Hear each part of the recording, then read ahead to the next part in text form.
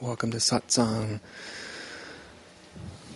Well, the most important part of any spiritual teaching is probably the practical application.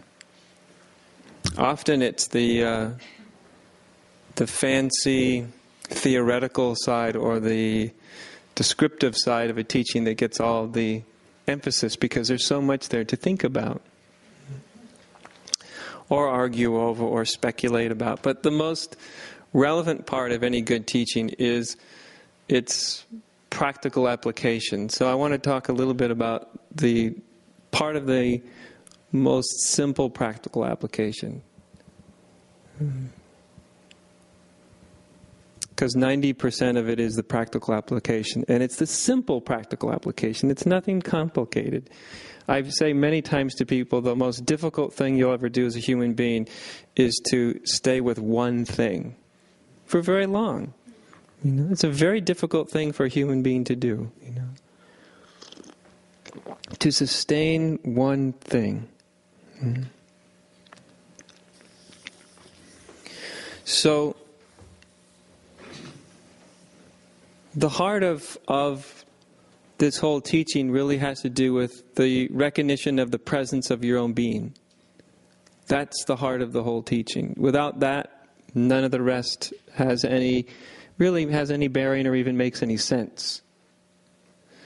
And it's often thought that this recognition of the presence of one's own being, in other words, what we really are, is something that can be difficult to come upon, which is probably the biggest misnomer there is, that this is somehow difficult or it takes a great amount of effort.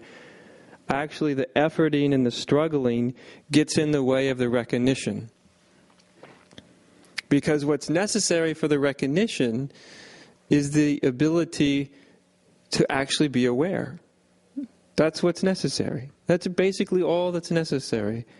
The ability to actually open your eyes, open your mind, open your consciousness, and be aware of what's actually there.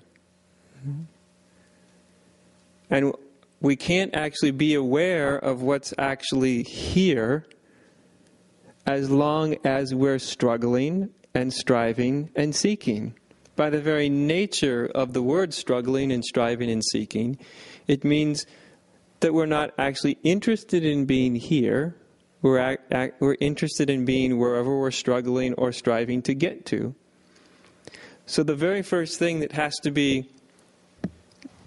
let go of or set aside or not energized is the seeking mind that's always looking for something other than what's here. Always looking over there or in the next moment or in the next day. Or all that energy that goes into seeking can actually be turned around and inverted, which means it can actually be used, the energy of seeking can be turned around and used and channeled into becoming more aware of what is actually present. So the practical application is becoming aware of what's actually present.